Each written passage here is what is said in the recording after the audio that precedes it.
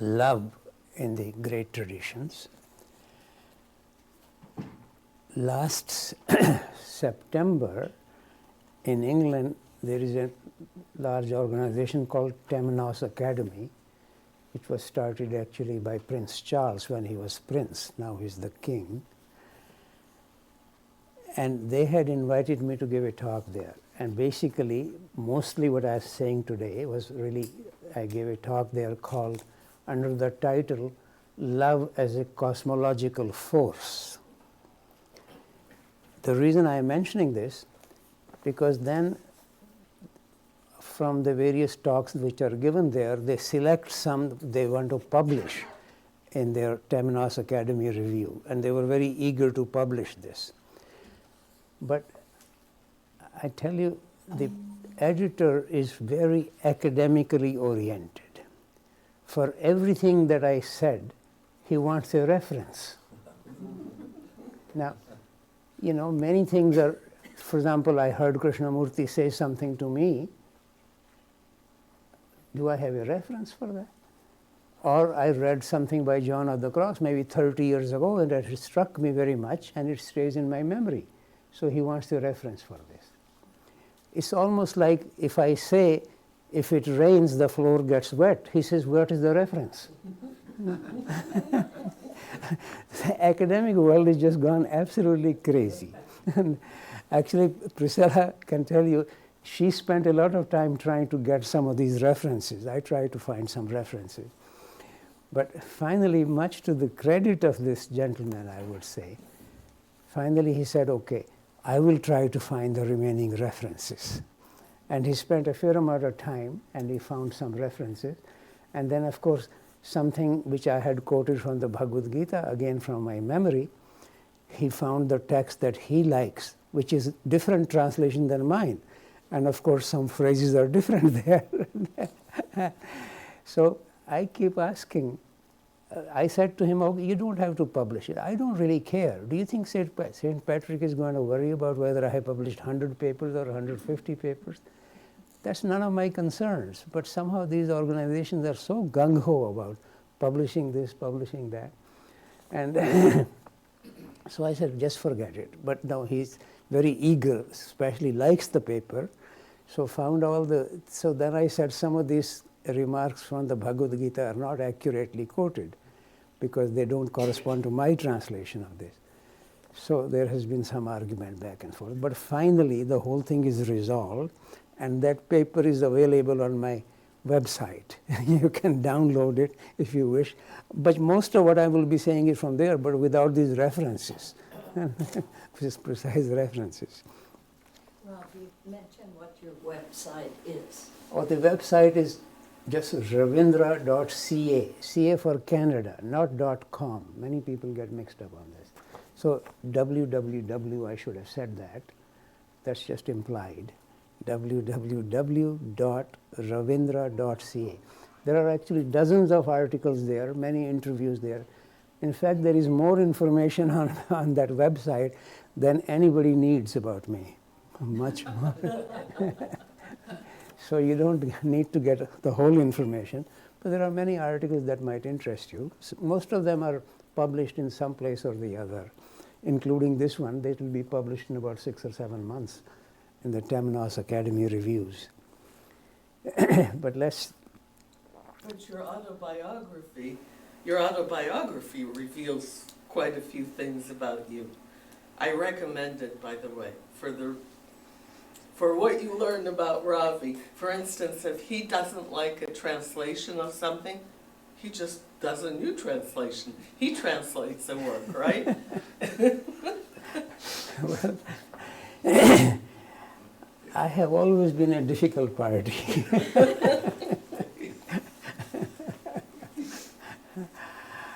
But about that book, by the way, if you order it on Amazon, it'll charge you $37, including shipping and tax, etc. So please write to me. You don't have to, you can pay $10 less than that and get it happily. $25 will do. So that book, I didn't even really want to publish it because it can sound very egotistic, but some friends of mine were very keen to publish it, so that's been. Okay, well, let's come back here. Some of these things I have already said earlier, but it's good to remind again here. The vastness of the universe, 2 trillion galaxies. This itself is rather interesting for you people to know. Hardly 100 years ago, scientists were aware of more than 1 galaxy.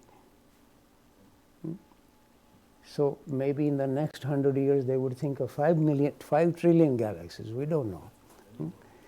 So what scientists say, don't get attached to it. It changes, it's almost the nature of science. If you're doing a PhD in any scientific subject, you have to do something which is so far unknown. In the spiritual tradition, it's absolutely the other way around. You need to connect with something which is known by the sages. In the scientific world, if it is already known, in fact, I remember when I was professor of physics and I had some graduate students doing their PhDs, they used to worry maybe the next week something will be published that will be more or less dealing with their topic. So it wastes their time. They have to restart a whole new topic. It has to be something new. It's absolutely crazy notion, really. But there it is. So now they say 2 trillion galaxies. Hardly 100 years ago they would have said that. And from the spiritual point of view, it's pervaded by cosmic intelligence, and that there are many levels of consciousness, from the rocks to the absolute. But every level has consciousness. Nowadays, even from the scientific world, even in the notion that the earth may have some they may not use the word consciousness, but some tendencies or intentions and intelligence. But then, from the spiritual point of view, the manifested universe is by involution, meaning coming from the highest level, going down. From the scientific point of view, everything begins from the dead matter without any consciousness. That's the ultimate reality. So it's by evolution.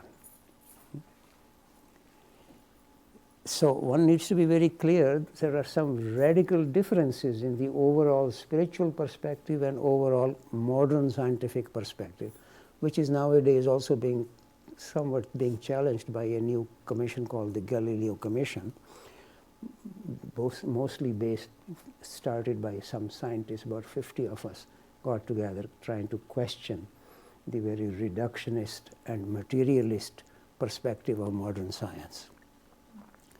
And then from a spiritual perspective, each level is wishing to evolve, to return to the source meaning God, to come back to the same level.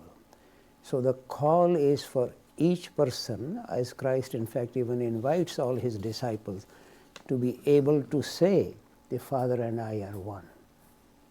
How many people in human history have actually come to that level?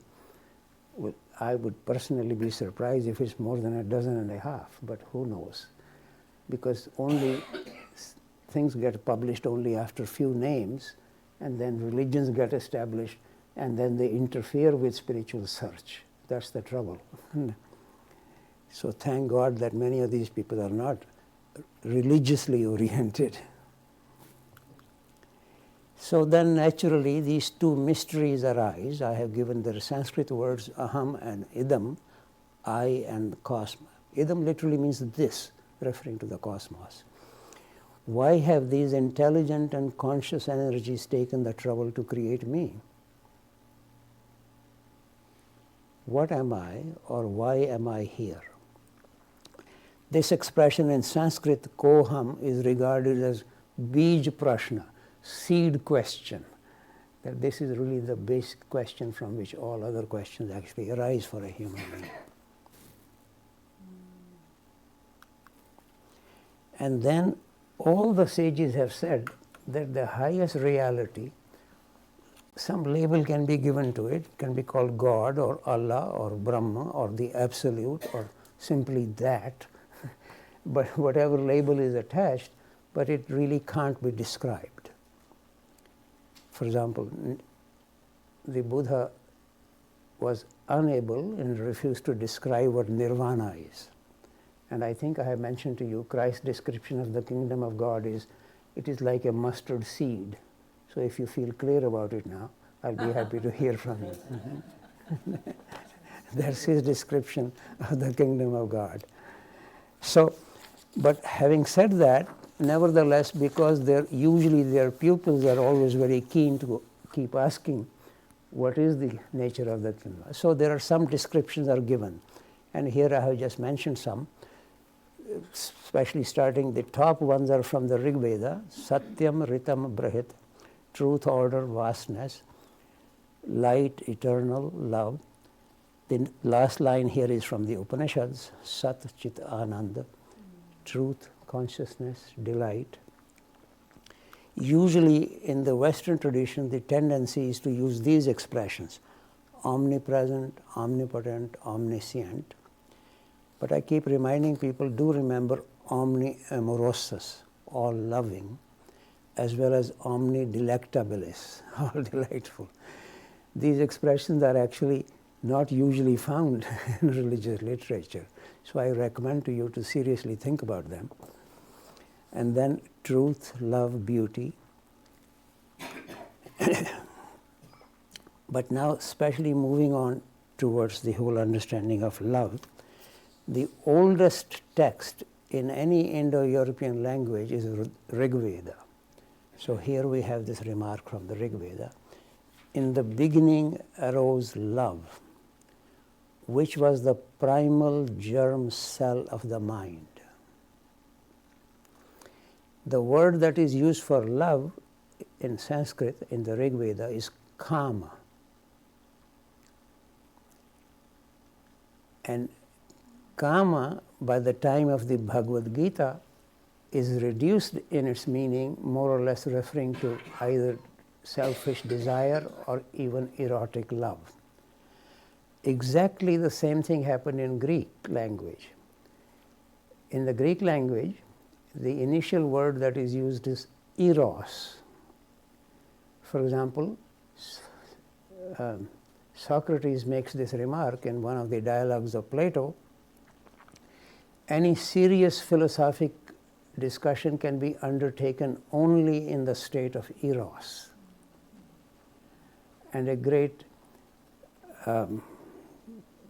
very important Christian person, Origen from Greece, invokes Christ, O Eros. So I mentioned this, but by the time of the New Testament, the word eros has now already degenerated, and other words are required, like agape or philia. Actually, it might, ironically, Philadelphia is based on this philia, meaning the city of brotherly love. There are more murders per year there than in any other city in the world. See what goes on in the name. You can have a name like that. But so then the second part is also from the Rig Veda. From whence this manifestation, did the one intend it or did it not? The great seer in the highest heaven alone knows, and he knows not. A couple of things I want to mention here. First of all, those of you, especially in the Theosophical Society, would be aware of the secret doctrine by Madame Blavatsky. This particular sutra, especially the last one, or in fact the whole of it, is the preface in the secret doctrine. And in fact, she more or less says in her own writing that the whole description, what she's trying to say in the secret doctrine, is trying to expose this, to explain this, to understand this. The word dhyana gets used, coming from the Tibetan side, comes from the Sanskrit word dhyana. And so I'm just reminding you that there is very strong input from the Indian tradition in the whole understanding of the sacred doctrine. And the other remark I want to make here, as you can say, did the one intend it or did it not? I put the word it, because to refer to the highest reality as is very common in the Western tradition, the Father and I are one, referring to God as the Father. Why not feminine? Why not mother? So to say it is saying neuter, but it is not neuter because it has not developed enough to get a gender. It's the other way around. It is not yet reduced enough to get a specific gender. So don't imagine this, that it is meaningless or it doesn't have enough significance, because in the English language that is the tendency, because if it doesn't have a gender, then it is neuter. It has not developed enough to have it. So a child, we may not know it's a boy or a girl, so we may refer to this as it, but otherwise then it's a he or she. Another remark here, that very strong suggestion that even the greatest knower, he says, the great seer in the highest heaven alone knows, but even he may not know. The call in the Indian tradition really is again and again to remain in the mystery, to not imagine that my mind can figure it out. To remain in, to keep, even the highest angel or highest knower may not know it. Just come back to the mystery. Now this was really very much the implication in all the writings of Plato and all the remarks of Socrates, but it completely shifted with Aristotle, who was actually, ironically, a disciple of Plato, a student of Plato. But with Aristotle, it very much shifted. Then it became as if philosophically, or what science was called natural philosophy. By the way, some of you may be surprised or interested even now. For example, at Cambridge University, Department of Physics is called Department of Natural Philosophy. The word science was not used until the end of the 19th century. And so it was generally considered natural philosophy. And Aristotle very much shifts from Plato's call to coming back to the mystery, which is very much emphasized also by Socrates, to then sooner or later we can figure it out. That kind of whole attitude became very much occupied. And the next Veda, there are 4 Vedas, by the way. I don't want to go into all the great details. It'll take me years to keep explaining all the things here. Atharva Veda, love is the firstborn, loftier than the gods, the fathers and men. You, O love, are the eldest of all, altogether mighty. To you we pay homage.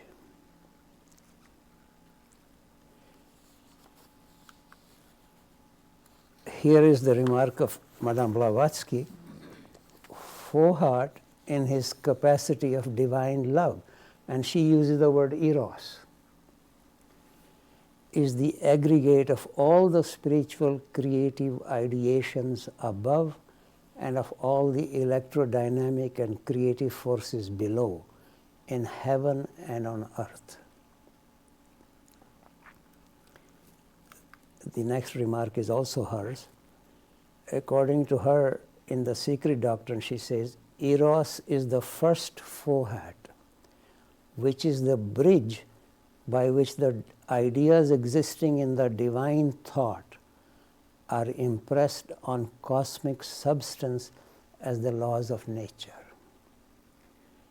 Now, if I go back to the remark from the Rig Veda, in the beginning arose love, which was the primal germ cell of the mind, which is what she's trying to describe as a forehead.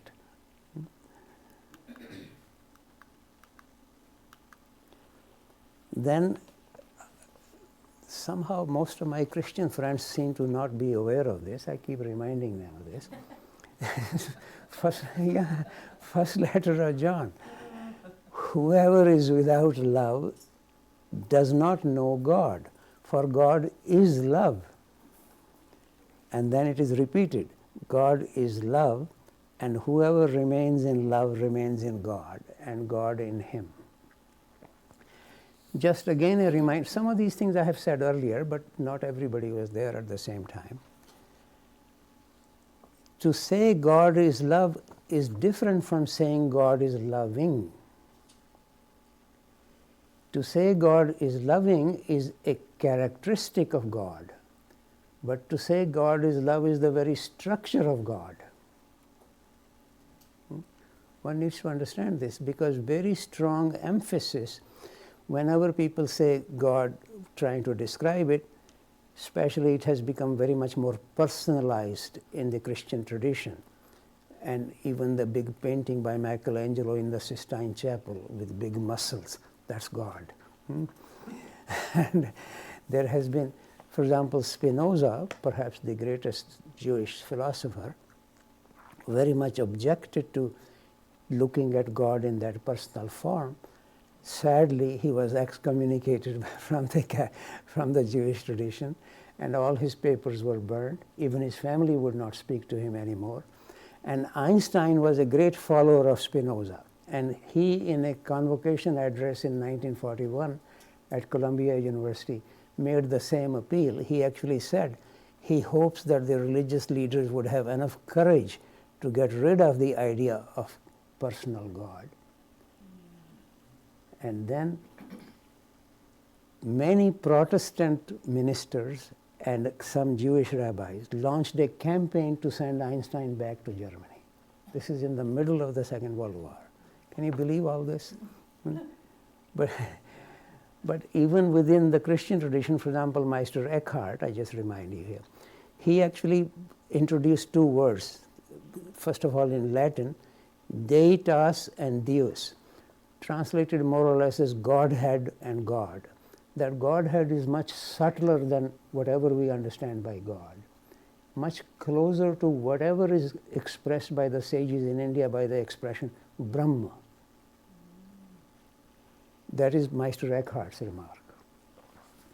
So, but this has been a constant issue, but whenever in any case the sages have tried to describe some nature of God, they would use expressions like love, truth, beauty, joy. These are the general kind of expression which I mentioned earlier. This is the remark of Krishna in the Bhagavad Gita. Whoever offers to me a leaf, a flower, a fruit, a cup of water with love and devotion, I accept that offering of love from the pure heart. By the way, this is actually one of the most popular remarks in the Bhagavad Gita, because people, even a glass of water will invite God to accept if you do this with pure love and heart.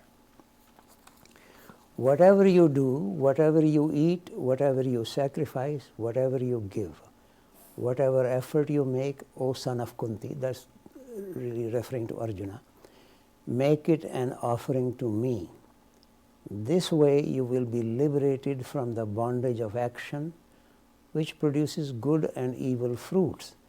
When your self is integrated by the discipline of renunciation, you will become free and come to me.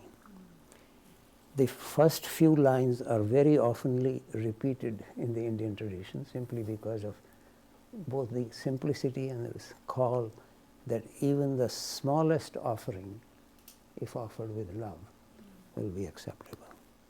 So would you say that that's the basis of almost Indian culture, because you never have anyone come into your home and not offer them something, because you see them as God? That is true. Thank you for pointing this out very much.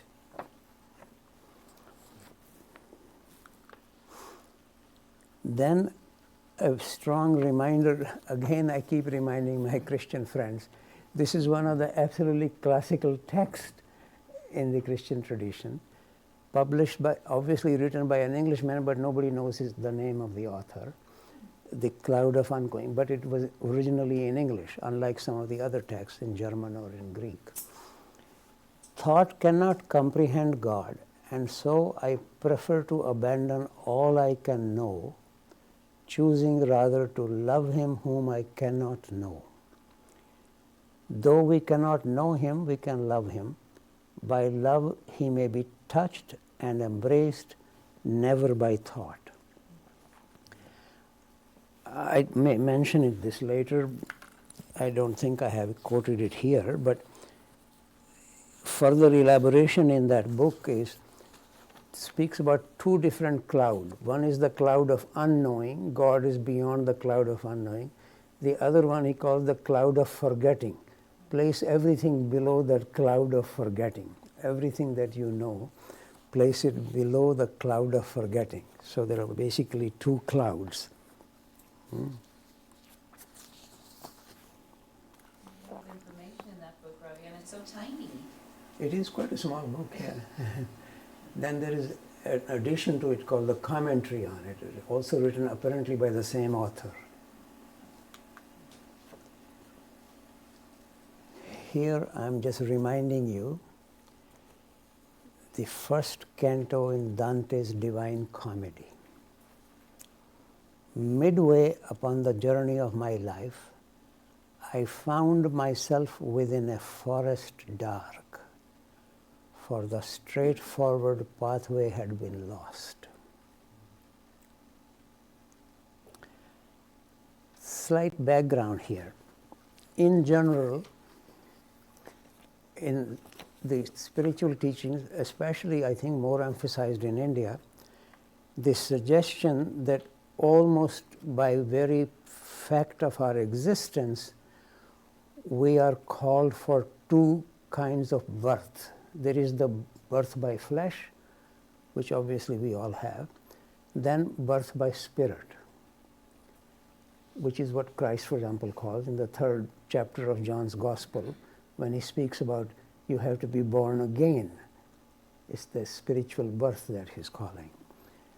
And generally, the suggestion is that by the ages varying between girls and boys a little differently, but approximately between the ages of 14 to 20, one is not only, we already have a fleshly birth, but we are able to create a birth by fleshly birth. But then that usually, after one has done a little bit in the world, has acquired some knowledge, from the age of about 40 to 50, there is an internal call for a spiritual birth. Sadly, these days that gets called midlife crisis.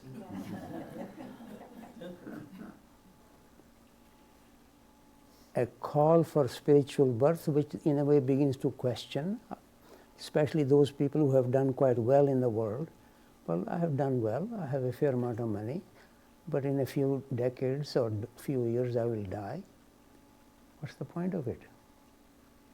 So a different kind of inquiry begins by people, usually around that age, especially for those who have done reasonably well in the world. And then, these are not my report. In the 1980s, New York Times had produced a report. At that time, the major industries were, I think, not Google or Macintosh, but dealing with, I'm just forgetting the name of the big companies at that time. In any case, some of their CEOs were getting this kind of concern. They wanted to maybe give up the job, but of course the companies wanted to keep them. So they have them go for a couple of weeks to the Bahamas, invite some young ladies to entertain them, and then they come back for a few more years, they can continue doing their work. This is a report from New York Times dealing with their midlife crisis. Give them cars without hoods. You see what has taken place. Traditionally, the suggestion was that this is really a call for a spiritual birth. And in the Indian tradition, then it got formalized almost, that first 25 years you are acquiring education, etc. And the next 25 years you have a family, etc. And then you basically give up and engage with the social service. And then after another 25 years, you actually completely renounce and become a sannyasi. Or what translation for sannyasi will be like? Monk. Like a monk, if you like. Yeah. I don't know how many people follow it, but my own father actually gave up his law practice at 65 after that, trying to attend to doing something for the social service, etc. But not everybody follows this. It's not easy to follow any of these traditions or teachings, but that's the general basis. Okay, so Dante is having a midlife crisis, as you can, and strictly speaking, he's really searching for or looking at different kinds of levels. So the way he describes this, some of you, I assume, have read Divine Comedy. It's an extraordinary text. I invite you to look at it carefully. And the translations naturally vary, so don't get stuck with this translation.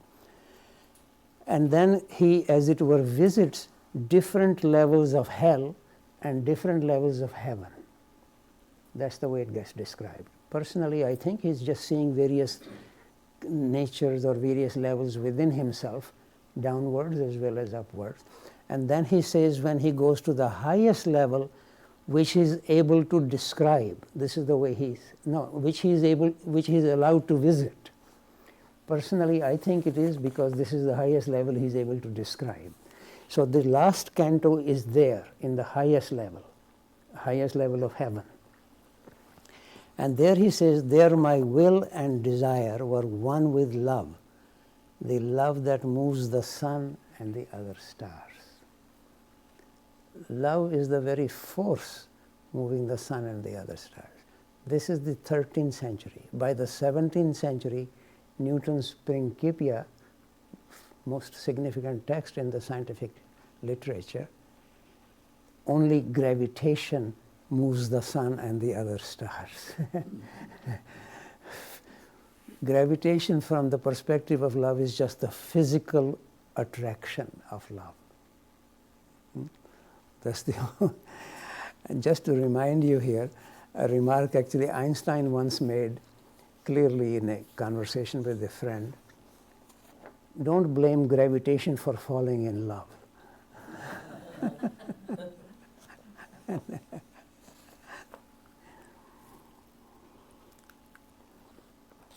Here is a remark of Gurdjieff: real love is the basis of all, the foundations, the source.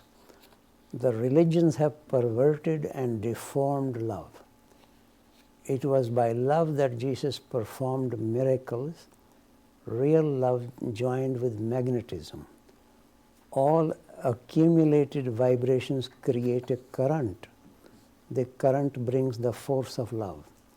Real love is a cosmic force which goes through us. If we crystallize it, it becomes a power, the greatest power in the world.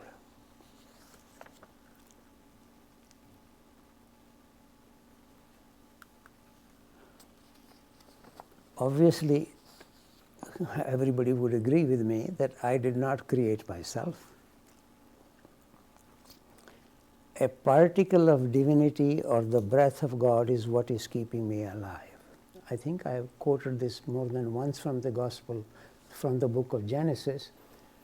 This is in the 2nd chapter, by the way, the 7th verse in the book of Genesis. God is, as it was being reported, he's saying, I created human beings from the earth, then I breathed my own breath into them to make them alive. So it's the breath of God that is keeping me alive. If we imagine that I created this breathing apparatus, try to create your own nails. You'll see. To create this breathing apparatus is absolute mystery. And then to create the air that I need to breathe, did I create it? It's absolutely fantastic to say I am breathing. I am being breathed and being kept alive, and when this breath of God leaves this body, so-called Ravi will die. There is absolutely no way this character Ravi can keep himself alive without the breath of God keeping him alive. Similarly, Krishna says in a very direct way that it's a particle of myself who has taken on the body. I think I had quoted this earlier, so I won't go into this now here. So the fundamental characteristic of this self are love, truth, and joy. We cannot be fully ourselves until we give expressions to that self, which is quite different from my usual worldly self. The usual self-occupation interferes with any connection with the self with a capital S. So a remark of Jean de Salzman reminding me repeatedly, you don't love yourself enough. The self that wishes and needs to emerge.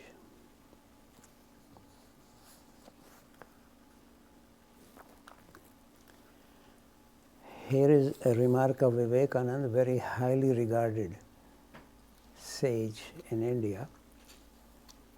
For thy good, O Shraman, which is, Shraman literally means one who is walking actually, but like a searcher. May thine be vairagya, which gets translated as a detachment, non-identification, the feeling of which is love, which unifies all inequalities, cures the disease of samsara, worldly attachment, removes the threefold misery inevitable in the phenomenal world, reveals the true nature of all things, destroys the darkness of maya or illusion, and which brings out the selfhood of everything from Brahma to the blade of grass. Very much call for love. Now here, especially as you know, some people in India, there have been historical reasons the Muslims had destroyed the temples, etc., etc. So some of the present fanatical Hindus are eager to somehow be against the Muslims. That goes on. Vivekananda is regarded as the Hindu monk of India. He's very highly regarded. In fact, often his photographs would have this remark, the Hindu monk of India. So I sent to the present Prime Minister of India a remark of Vivekananda, which is, if I were present at the time of Christ in Jerusalem, I would have washed his feet not only with water, but with the blood of my heart. This is Vivekananda. And then another remark that I sent to him, that the heart of Islam is the summary of Vedanta. But you see, we look at things at a very surface level. The great sages can see something much deeper in anything. So, but these are remarks of Vivekananda, these are not my remarks. Then, this is actually now, first of all, before coming to this slide, I should just remind people that sooner or later one actually understands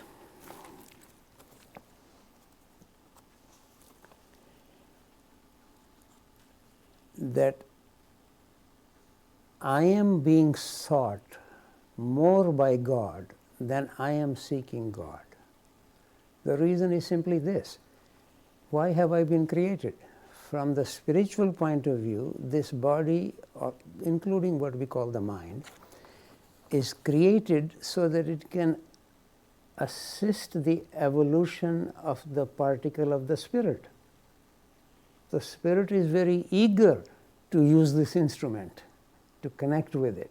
But this instrument is running away. It has its own desires and its own fears, driven by bodily desires and fears. So sooner or later a searcher actually begins to realize that I am actually being more sought by God than I am seeking God. I use the word God, but you could call it spirit or a particle of divinity or whatever. Makes sense. So it is therefore this remark of Meister Eckhart is slightly in that context, that those who seek nothing, neither honor nor profit, nor inwardness, nor even holiness, nor reward nor heaven, but who have renounced all this, including what is their own, in such people God is glorified. again and again this very strong call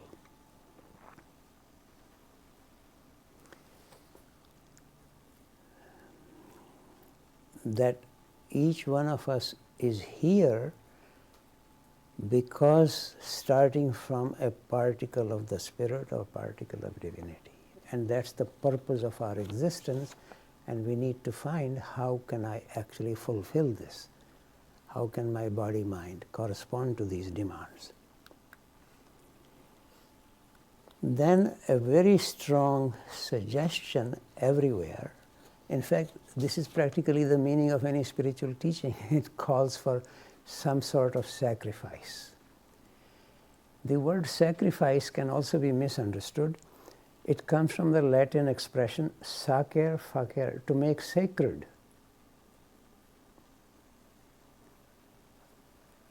To make anything sacred requires a little freedom from me, sacrificing that attachment to me. So the Rig Veda, again the oldest text as I mentioned in the sacrifice, is the navel of the cosmos.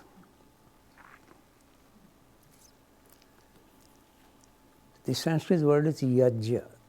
In North India it gets pronounced as yagya. And more or less I try to point out that yagya, or even the notion of this, to translate it as sacrifice, is not incorrect, but it is a little inadequate, because the usual word sacrifice does not convey very strong implication that there is a kind of a mutuality between something coming from my side, something coming from the higher side. Here, for example, from the Bhagavad Gita, you see this here. The all-pervading Brahma is ever established in yajna.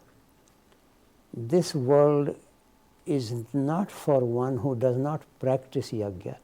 How then any other world?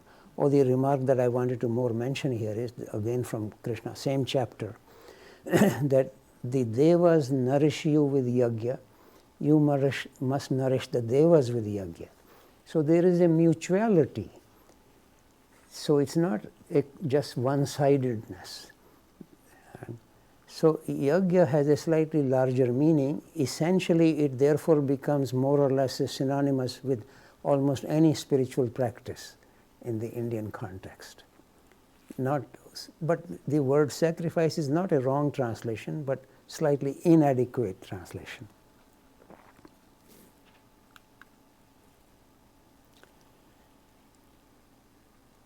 Look at this remark. God so loved the world, he gave his only begotten Son. Gave him for what? For a bowl of cherries? For sacrifice. Maintenance of cosmic order requires ongoing sacrifice. And then that sacrifice has been, in fact, not only specifically associated with the crucifixion of Jesus Christ. Here is a remark from the Revelation. The Lamb of God was slain from the foundation of the world. This notion, first of all, maybe I need to put a footnote here. Very strong suggestion, actually in the Western tradition, mostly William Blake and one well-known mystic, I'm just forgetting his name, it may come to me. They seem to emphasize this, but it is not emphasized so much generally as it is in the Indian tradition, that spiritual important events first take place in the spiritual world. Then appropriate drama is required for them to be manifested in the material world. I give a specific example from the Bhagavad Gita in the 11th chapter, when Krishna shows his great form to Arjuna. Arjuna sees that the very heroes he is supposed to be fighting have already been killed. Then he says, what am I supposed to do? And so Krishna's response there is that you become the occasion or the instrument for the manifestation of this, what has already taken place in the spirit world. So the crucifixion of Christ or as I said here, the Lamb of God was slain from the foundation of the world. But appropriate drama is required at a certain time for this to be manifested in the material world. Because sacrifice is the ongoing requirement for maintaining anything. Christ said, "From him to whom much is given, much is demanded. More will be asked of a man to whom more has been entrusted. I have come to light a fire on the earth. How I wish the blaze were ignited. I have a baptism to undergo," and his baptism is crucifixion. "And what anguish I feel till it is over.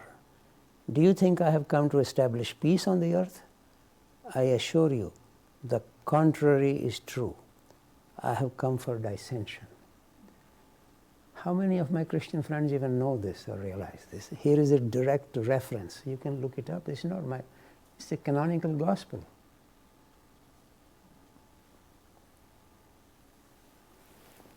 But what I want to remind you, nevertheless, the dissension that Christ is actually trying to bring is the warfare within our own soul between the yes to the light we do not know but cannot stay away from, and the no to it. That's the dissension that he's actually more focusing on. Everything is taken externally, so it becomes as if he's trying to create warfare. And again a reminder, in fact, you can see this in some of you probably know there are many non-canonical gospels, including the Gospel of Judas. And Judas was the closest and the highest disciple of Christ.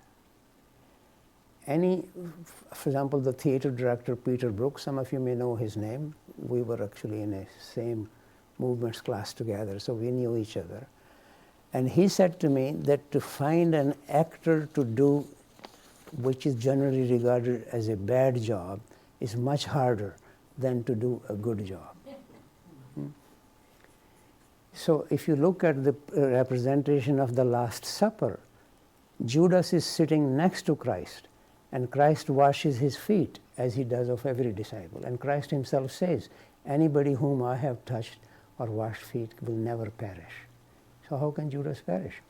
And Judas was the head of the treasury for 3 years. How can he betray him for a few pennies, having been the head of the treasury? People often just get carried away with some remark or the other. So Christ is actually asking his highest disciple to play this role of, specifically as it were, he is betraying him. And then of course that becomes the occupation of the mass level. Judas is the betrayer. He was the highest and the closest disciple of Christ. And therefore he is asked to do the hardest task, as Christ says himself here. If the disciples do not undertake sacrifice themselves, Christ will have to be crucified again and again. There is a book called Acts of Peter. Of course, Christian churches don't like to speak about it. This is from the Acts of Peter from the 2nd century. Peter, by the way, if Christ had come to just make everybody happy, what happened to all his disciples? Let me remind you, we don't know very much about what happened to all his disciples, but about anybody that we know anything about, they were all killed or crucified or burned. That's what they were invited to do, to undertake sacrifice. Peter was arrested, was in a jail in Rome. He was going to be also crucified, but he ran away, somehow escaped, so he meets Christ on the way. This is the story, which of course is not, it's non-canonical, obviously. So Peter, while fleeing away from Rome and the danger of martyrdom, meets Jesus Christ and asks, "Master, where are you going?" Christ tells Peter that he is going to Rome to be crucified again in the place of Peter. The conscience of Peter is troubled, and he returns to the city to face his own crucifixion. The point I'm really simply trying to make, every tradition makes this very strongly, that sacrifice is an ongoing necessity to maintain love in the world. Any of you who are actually in love with somebody, look at your own life. Don't think of sacrifice, you don't need to go kill yourself, but sacrifice in very small little ways. If you don't actually engage in this, love cannot be maintained. Don't just take my word for it, look. And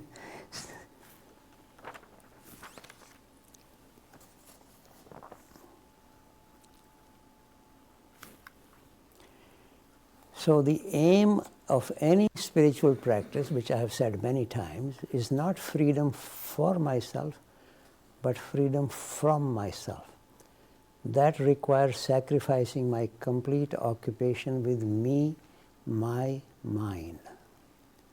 Then I can become an instrument of the divine will, oozing out love, which resides deep down in my heart, mind, and body, but usually I'm not aware of it.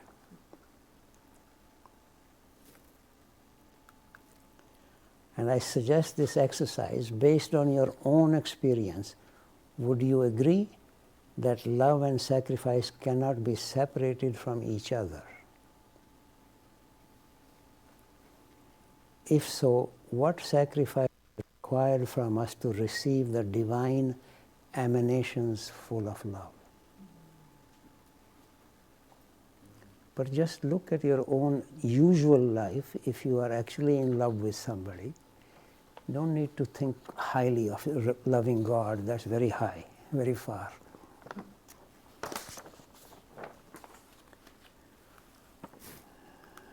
Then, as usual, I point out, if you have any questions, especially to ask me, you can write to me. But only if you have something serious to say or to ask.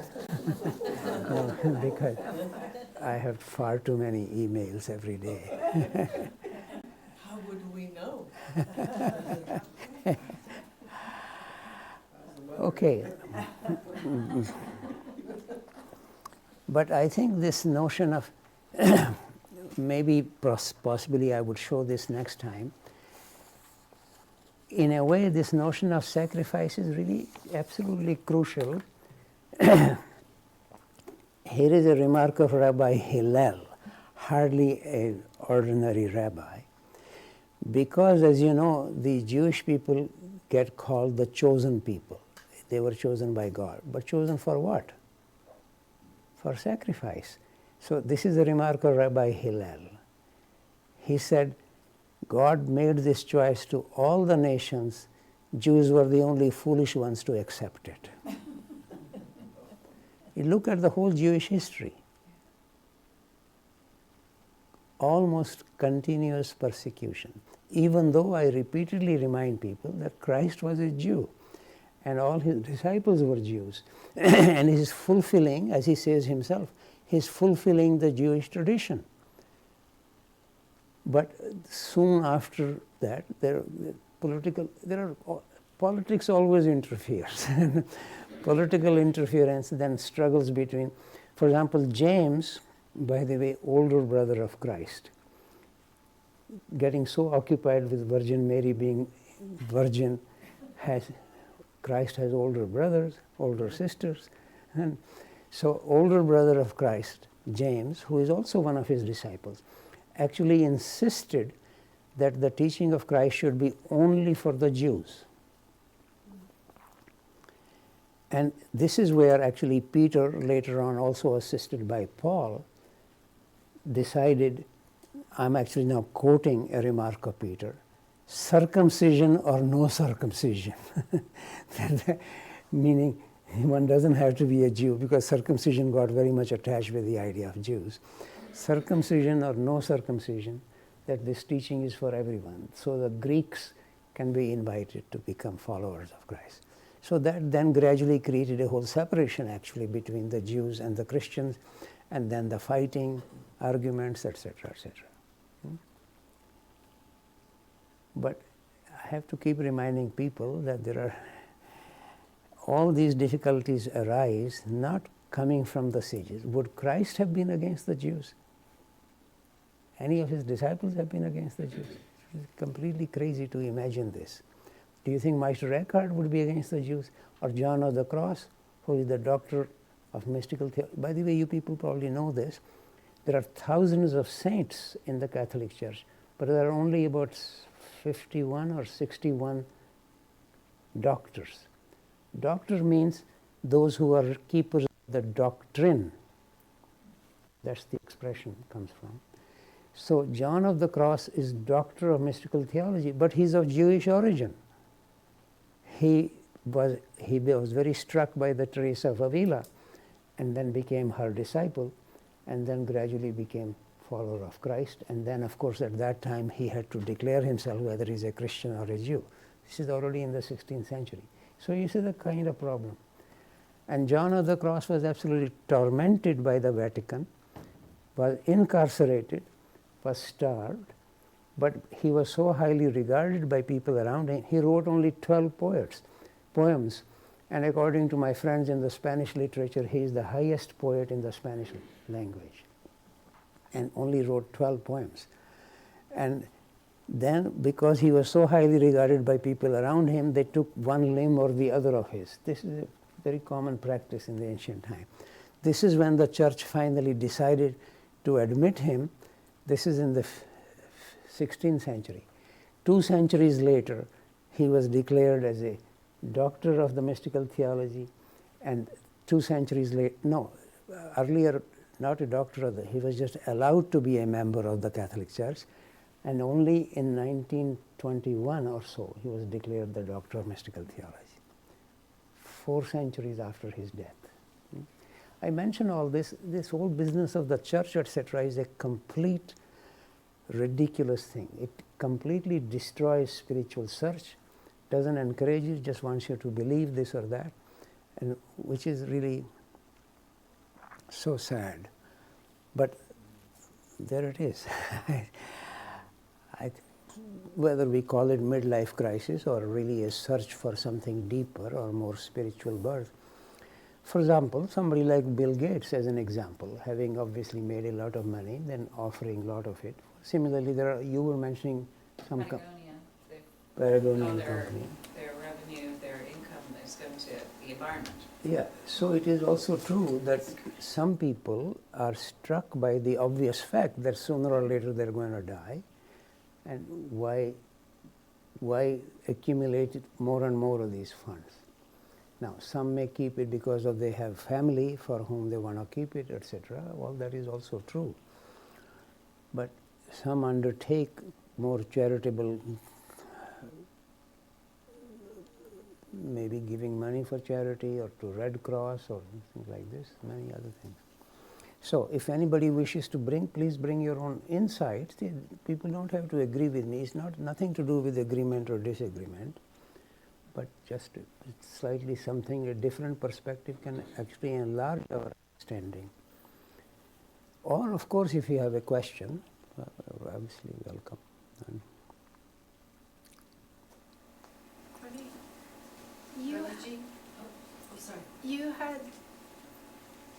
You'd quoted something by Gurdjieff, and it was talking about the power of love, and it said something about needing to crystallize it to make it powerful. Can you talk more about what he meant by crystallize? Well, it's difficult really for me to say very much about it, but crystallize in that context would really mean to first of all experience this within oneself. Otherwise one can simply say there is love everywhere. So, but do I actually sense, as it were, something oozing out of me, gathered in me as a love? And then if one feels that, experiences that, then one is able to actually assist somebody or help somebody. So it is also true that, these people are speaking very different languages, and they get translated, and once somebody translates it, so one can get too attached to it. I often recommend to people that Sure, we can't know all the languages, so we have to obviously read translations, but always be a little careful. With every translation has its own difficulty, because I see this, especially in, for example, I give this example only, say, Bhagavad Gita or the Yoga Sutra, because I myself translated them. And I realize every translation is a transcreation, depending on the attitude of the translator and their only background, their own understanding, or if they have a particular attitude that this is what Krishna should have said, they would sort of put it in that context. So always be a little careful with any of these expressions. I gave the example the other day from Sanskrit. The word Atma can actually quite rightly be translated as self, as soul, as spirit. So it depends partly on the context. And then, especially in the academic world, you would agree with me, there is the tendency, and maybe even there is good reason for that, to be consistent. Now, so that expression in three different contexts may mean something slightly different, but if I'm obliged to be consistent, I always end up translating the same into the same English expression, which from it then coming from the original source would seem rather strange. So one has to be very careful. Jiva be individual soul. Say that again? Would not jiva Yes. be individual soul? Yes. So I was calling it a creature. Yes, but you just said jiva could be No, Atma. I was using the word Atma. for soul. It could be soul or spirit or Yeah. self. I thought Atma was self. I know, but you see the other translations are also It's often different, used. yeah. In fact, this might interest some of you. In the Chandogya Upanishad, which is the second largest Upanishad,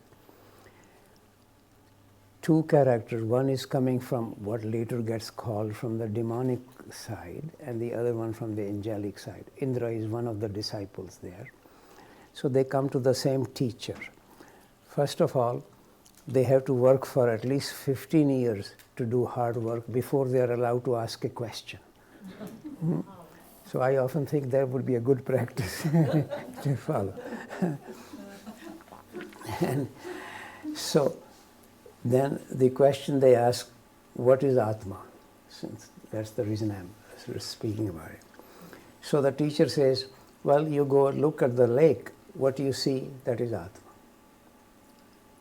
And the person coming from the demonic side is quite satisfied with him, so that's the Atma. But then Indra, coming from the divine side, if you like, says, what happens at night when I can't see? Or what happens if there is a storm? So then he comes back again to the teacher, again works for 15 years before he is allowed to ask the question. So this goes on and on. Each time he is told what is self. Ultimately the teacher ends up saying, whatever description is given, that is not the self. So there you are. So the reason I'm saying is that the word Atma itself can be translated depending on at what level one is looking at it. It can mean even to use the word self. Now, what is my self? This self? Or is capital S self? What is the difference? You know, so all these expressions, it's a natural tendency for the mind to grasp something and then to be stuck with it. Whereas always the call from the traditions, especially much more emphasized in the Indian tradition, to really keep returning to the mystery. That doesn't mean to be against the mind. Mind has this function to carry out something. Even, for example, even for the Buddha to make any sentences, you need to know enough grammar to make a remark, to say something. So there is no reason to be against the mind, but not to let it imagine that it can capture the reality. Okay, anybody else wishes to bring something? Yes, quite nice to be sitting silently as well. Yes. I was just struck by that Christ came for dissension, not for peace. Could You you can go- look it up in there's the No, canonical I gospel. believe you. Could you go into more detail about what that's about? No, this is the reason I made that remark, that the dissension that he's actually inviting us in, the struggle between the two in us. One is much more occupied with the worldly desires and needs and fears. The other is sometimes struck by the mystery and is much more interested in connecting with something divine. So in my understanding, that's the dissension that Christ is actually trying to emphasize. And if one begins to see more and more the struggle between these two, and the strength, especially usually for the worldly side, is very strong. And because all our education, I see this even as a father, I look at my own kids, what happens? I wish them to have more smiles, and they smile if I'm nice to them. So that sort of reward punishment thing begins absolutely from day one. And then by the time they go to the school, what happens? Do well in the school, then you can get a scholarship, you can go to a better university, etc. So competitiveness begins absolutely the first training in any school. But some of these things, I repeatedly have said that actually to find the proper place of the ego or egotistic tendencies or competitiveness, but because just becoming against it is not going to assist. To be free of something, we need to find the appropriate place of that. Everything in the universe is inside me, including the devil. So to find the appropriate place for the devil, but just becoming against it, we have actually, in fact, this was initially something brought to my clarity by a remark of Einstein in solving physics problems. He actually made this remark that a problem in physics cannot be solved at the same level where it arises. One has to come to it from a higher level. And he was speaking specifically in context of physics.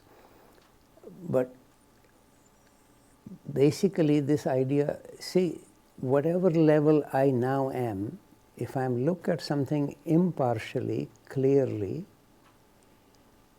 the level from where I look is at a slightly higher level than what I'm looking at. But if I become against this, want to fight this, I come back to the same level where I'm fighting. And I may even occasionally win for a little while, but it comes exactly at the same level, so the problem can't be solved. I need to relate with a higher level from where I am looking at this problem at a lower level, so that a subtler energy can look at it, and sometimes a little change takes place. I have mentioned this earlier. If you carefully, impartially look that I am greedy, gradually, after a little while, you'll become free of greediness. Awareness is the mechanism of transformation. So it depends on the quality of awareness.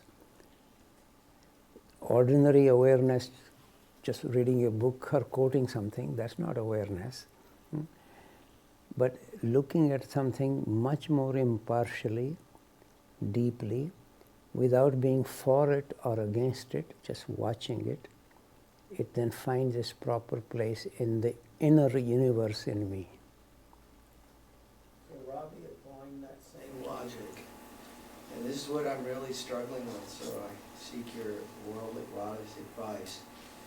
The situation in Gaza or the injustice in Ukraine, there is a higher perspective.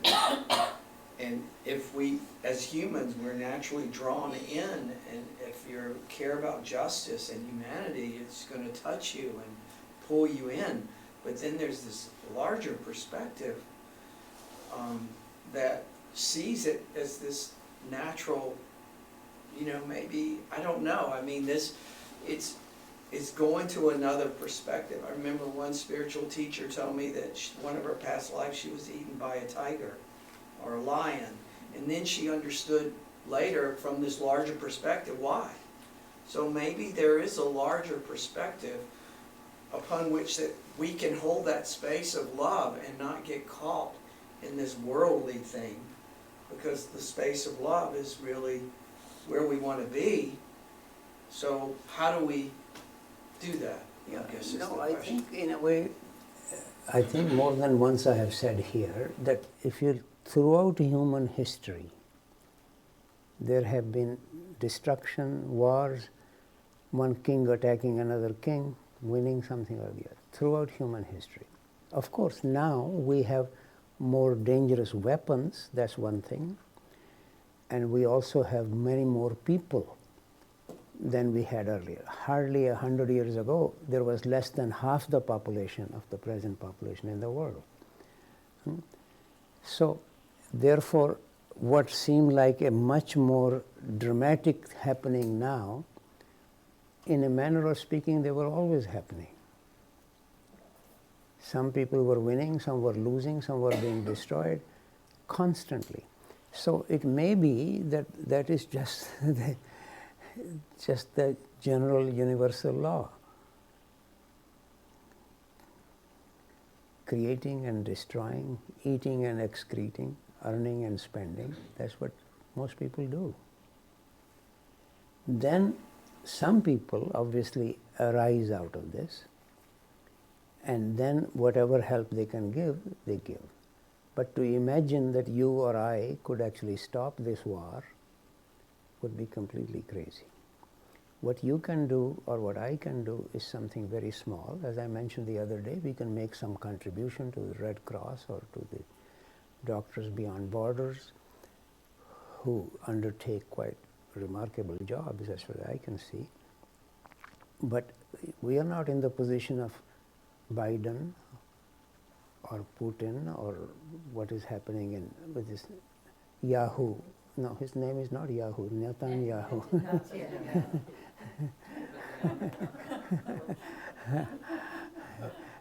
We are not in that position.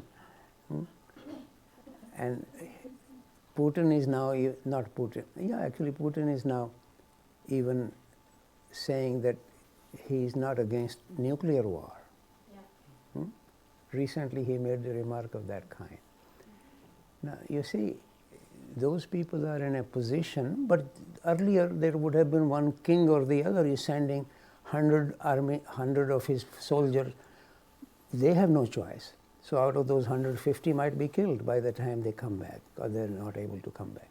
So now he can kill maybe 1 million rather than 100. So I mentioned some of these things not as an excuse for us not to do anything.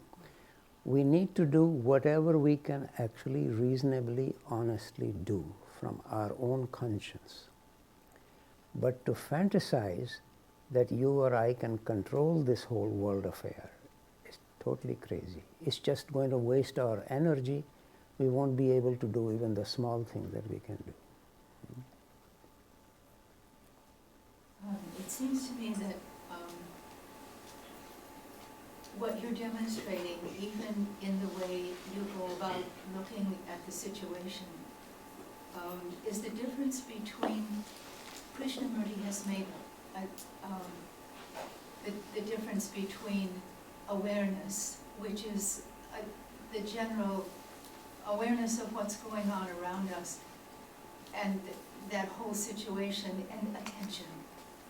He focused mostly on attention, because that was what, it seems, he felt carried the energy to make the difference. Because the word, I touched also in the word Gurdjieff used, crystalline, to crystallize love. Attention seems to me to focus love, and at different levels, so that we're almost learning how much capacity is in the human heart to love, and how many levels it can manifest, and how we ourselves can touch into how that's working in ourselves, and how important our attention is for what we take into consideration. So it seems to me that we have this wonderful chance to be focused completely where we are, and what we can bring our full attention to, our full presence. And there's the answers, no matter what the situation may be.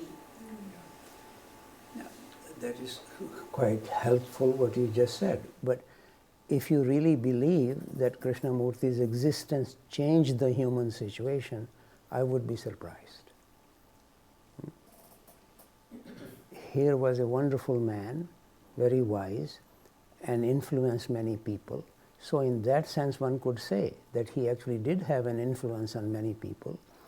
But to imagine that the human situation overall on the planet was better because of his existence than before he came here, I cannot believe this. Neither would he. Neither would he, Often yes. said, Mm. "You are not getting it." So, no, I totally agree. But the thing is, humanity is one piece, all of one piece. So as you and I change, so does humanity in the whole, in small ways. We're looking at, what, millions of years of evolution, transformation. No, I actually said this only yesterday or day before yesterday, that whatever I am, some kind of energy or attitude in any case emerges out of me.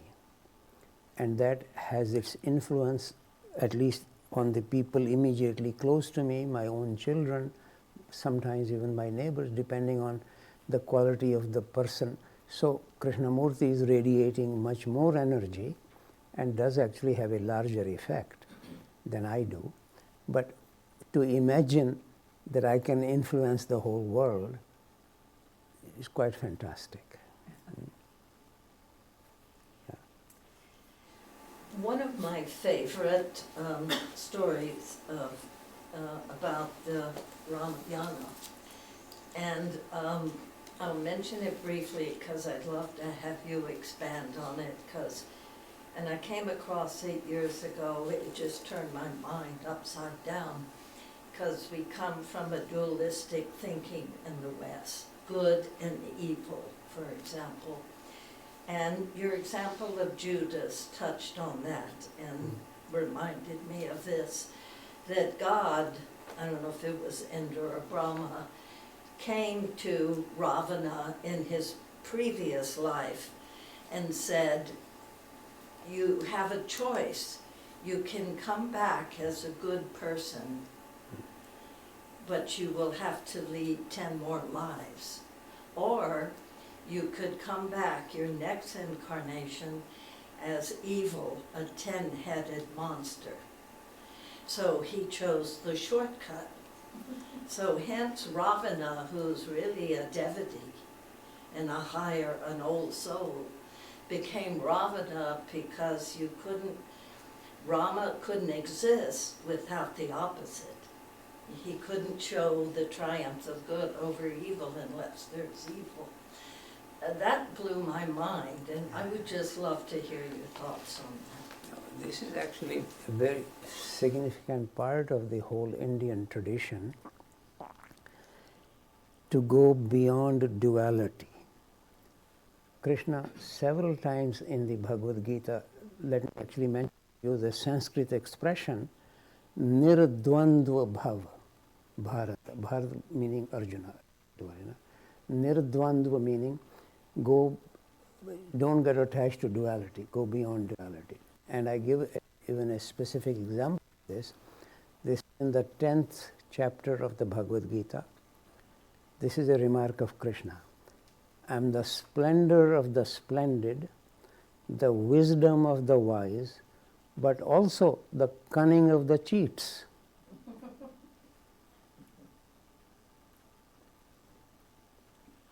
So, don't take my word for it. It's in the 10th chapter of the Bhagavad Gita if you are interested looking at it.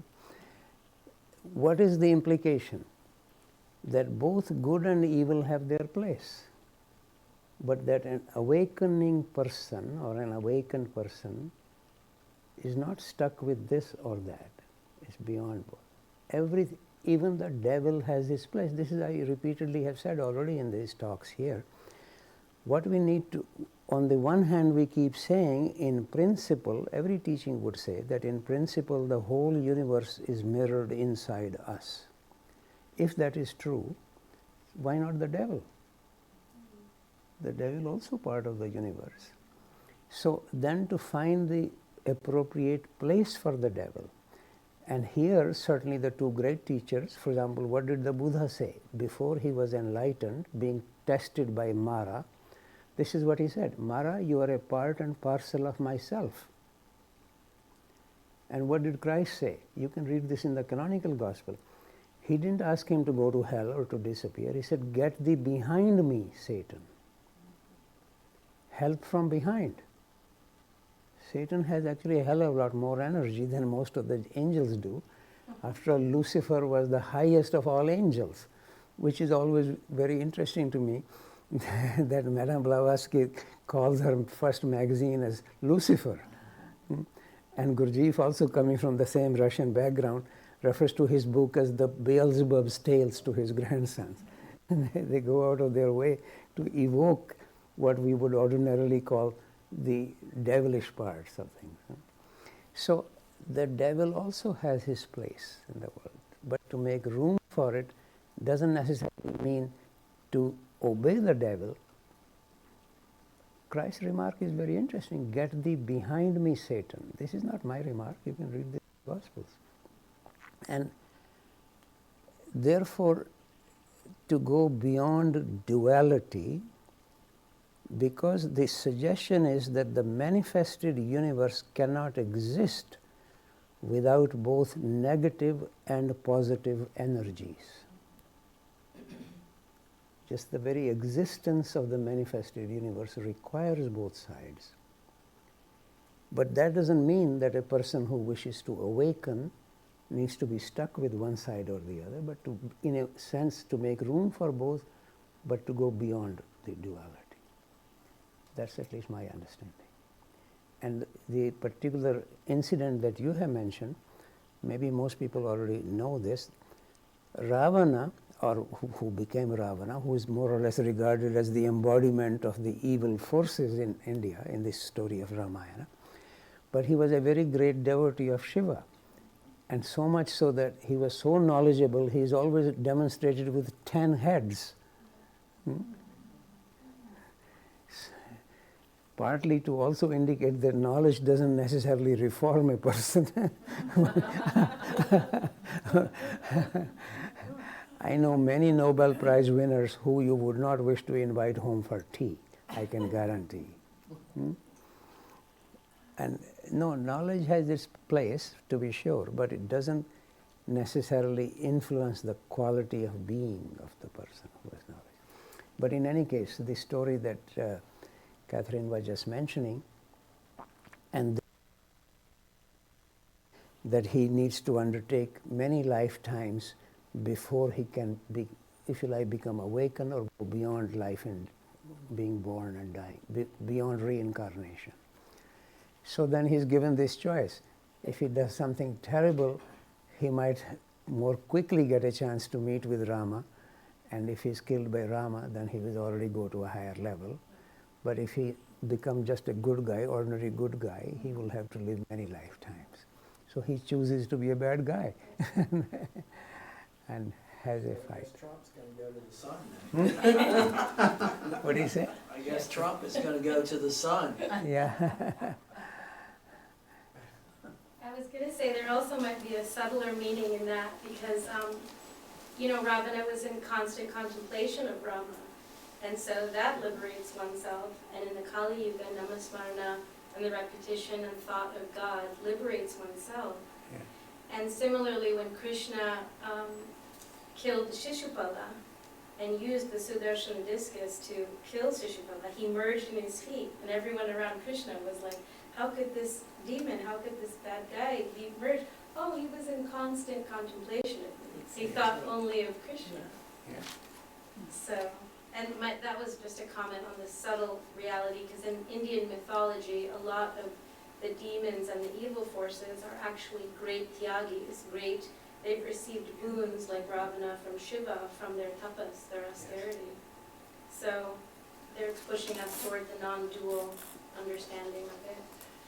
But my question, and Raviji, you might approach this in the coming days, but I'm impatient to know about, like, after all your years of study and decades of contemplation of comparative religion and physics and these things, and seeing the similarities and the commonalities between the different paths, are there a few phrases or aphorisms that you think this knowledge of consciousness, or this path of the seeker, could be reduced to? Like, in my experience, you know, the phrase God is love for me is all encompassing of what I should be striving for, you know. And you make a mention of, like, Christians, and if they only knew this kind of thing. And my mother always used to say, you know, give me Christ, but keep the Christians. Because she, you know, missionaries would come to our door, and my mom would bring them in and just start talking about Indian tradition and all are one. And what she would say was, you know, if you want to be a follower of Christ, be like Christ. And that is, and in that term, you know, in that phrase, God is love, the other thing is, in Sanskrit, there are over, I believe, 400 terms for the word love. 400. And in the English language, we have love. And in Greek, there are more than one. But in Sanskrit, as far as my understanding, is the most of any language for the term love. Because Well, I don't know whether it's exactly 400, but there are many, many Yes. words in any case. No, I think what you're saying is right. There is, the traditions get then generalized at a common level, and we are all very much influenced by it, which is why I repeatedly say, in fact, I will almost certainly have this in writing on one of the slides in the next day or so. Eternal wisdom or God or spirit is not Hindu or Christian or American or Chinese, but we all are. That's the trouble. And we are very much influenced by our nationality, by the religion where we grew up.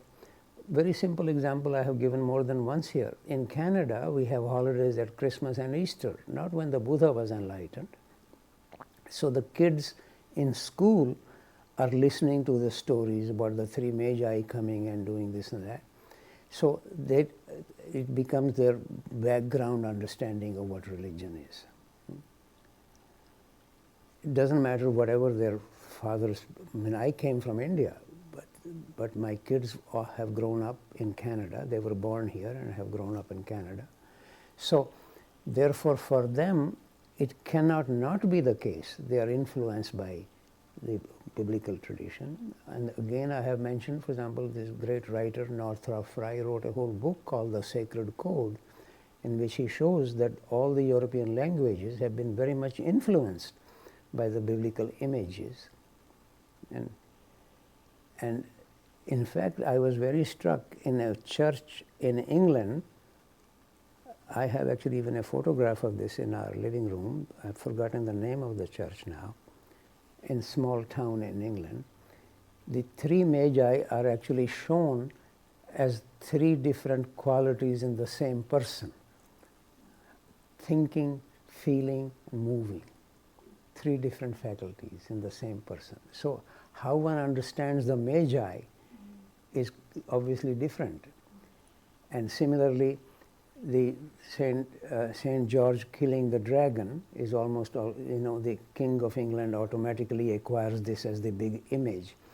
But in one of the monasteries on Mount Athos, it's the head of Saint George himself that he's, as it were, killing and offering it to Christ. I sent that picture to you, I think, Maria, at one stage. Don't remember. You don't remember? Well, if you like, I could probably show them here sometimes, these pictures. But what is important is to realize, as I have more than once said, each gospel is read, same gospel is read by every member of the mafia as by John of the Cross or by Meister Eckhart. The gospel is not different, readers are different. So what is also required of the quality of the reader? What do they understand from this? Every Nazi read the same gospel also. So when one realizes this, then it becomes important. The source is obviously important, the quality of the source. We can't just equate everybody at the level of the Buddha or Christ. Many things get said. You just go on the internet, everybody's teaching, giving workshops everywhere. But so quality of the source is important, that is true. But what is required from our side is to enhance the quality of the receiver. Can I receive something?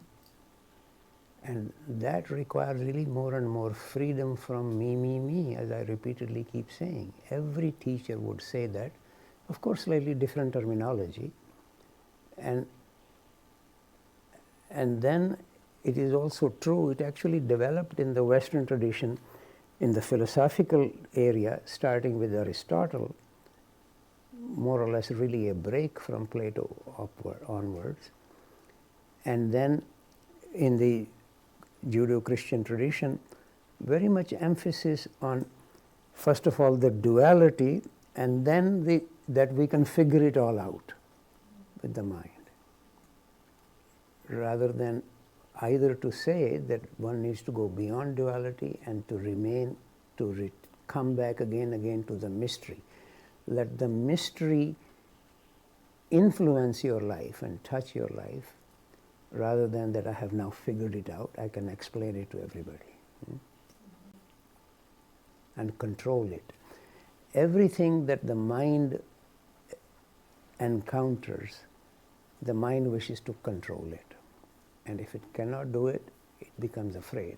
Again, I give you an example. In the Bhagavad Gita, when Krishna shows his 1,000-armed form to Arjuna, what is Arjuna's response? This is what he says: although my heart is glad, but my mind is afraid.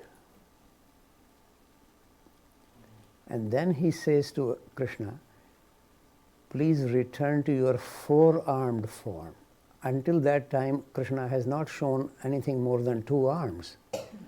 The reason I am saying this, we have to be able not only to understand something, but to be able to withstand something. Many people experienced, largely through LSD, these were reports in the 1980s, that they could fly. So they jump out of the window and die. So question really is not only to understand something, but to be able to withstand certain experiences. Arjuna can withstand a 4-armed form, but not beyond that. So preparation is required from our side to both, as I said, to understand and to be able to withstand. In fact, I mentioned this in my book, The Yoga of the Christ, and when the French translator wrote to me, he said, in French somehow we don't have those 2 words so close to each other. So he decided, actually she, in this case it was a woman translating it, she decided to give a footnote that in English it has a very different meaning to it, that French translation doesn't quite convey that, both to understand and to withstand. I invite us to, maybe we'll continue. I'm still here for a few more days, believe it or not. And it may be really my last visit to Kratona. One doesn't know how long I'm going to be alive. So we shall see. Ravindra, you said that last year. Did I? You did. Said, I don't know if I'll be back next year. But it was true last year also. I mean, I don't. Do you know how long you'll live? No, I certainly don't. Because one of these days, the divine forces will decide enough is enough. He's eaten too many things on the planet Earth.